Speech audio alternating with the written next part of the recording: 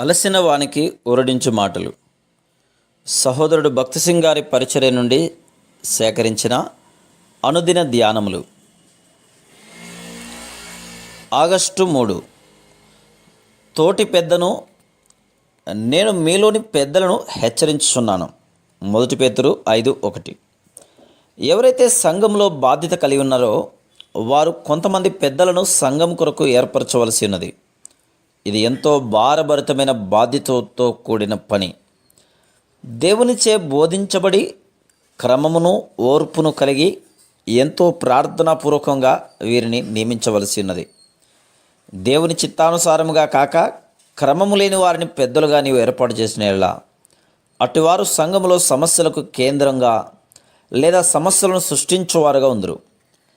చాలా సంఘములలో పెద్దలైన వారు దేవునిచే పిలువబడని వారుగా ఉండుటను బట్టి ఎన్నో సమస్యలతో బాధపడుతున్నారు. కొంతమంది తమకు తామే ముందుకు వచ్చి పెద్దలుగా వ్యవహరించుదురు. మరికొంతమంది ఆత్మీయంగా చచ్చిన స్థితిలో ఉన్న తమ స్నేహితుల ద్వారా ముందుకు నెట్టబడి పెద్దలుగా వ్యవహరించుచున్నారు.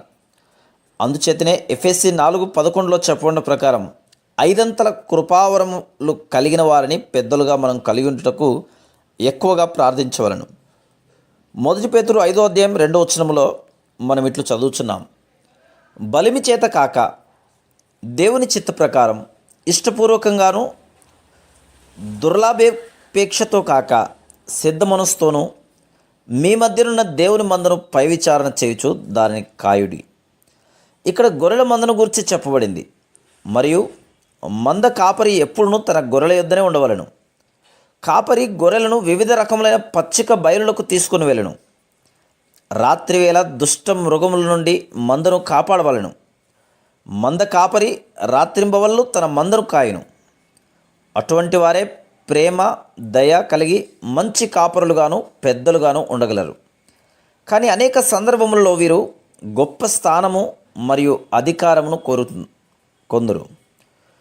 వీరు గొర్రెల కొరకై ఎటువంటి త్యాగం చేయరు. వీరు దాసులుగా కాక బోధకులుగా మొదటి వరుసలో కనిపించటం కోరుకుందరు. అదే 1 పేతురు 5:2 బలిమి చేత కానీ దుర్లాభాపేక్షతో కానీ దేవుని మందను కాయకూడదు అని అపోస్తలుడైన పేతురు చెప్తున్నాడు. ఎంతమంది పెద్దలు ధనాపేక్ష కలిగి ఉన్నారు? ఒకవేళ నీవు ధనాపేక్ష ఈ లోక సంబంధమైన వాటిపై మనస్సు కలిగి ఉన్నచో దేవుని సేవ ఎట్టిదో నీవు గ్రహించలేవు.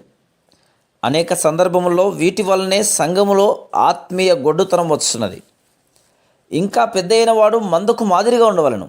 1 పేతురు 5:3 మీకు అప్పగింపబడిన వారిపైన ప్రభువులైనట్టుండక మందకు మాదిరులుగా ఉండుడి అని చూస్తుము.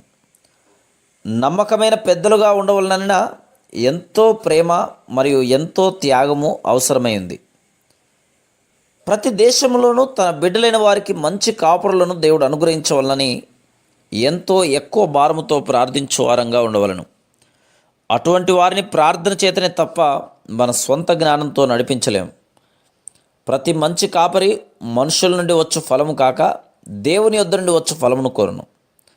మంచి కాపరి మానవునిచే పిలువబడినవాడు కాక దేవుని చేత పిలువబడినవాడు గనక అతడు మనుషుల నుండి వచ్చు ఘనత ఫలము కాక దేవుని యొద్ద నుండి వచ్చు ఘనతను కోరుకొనును.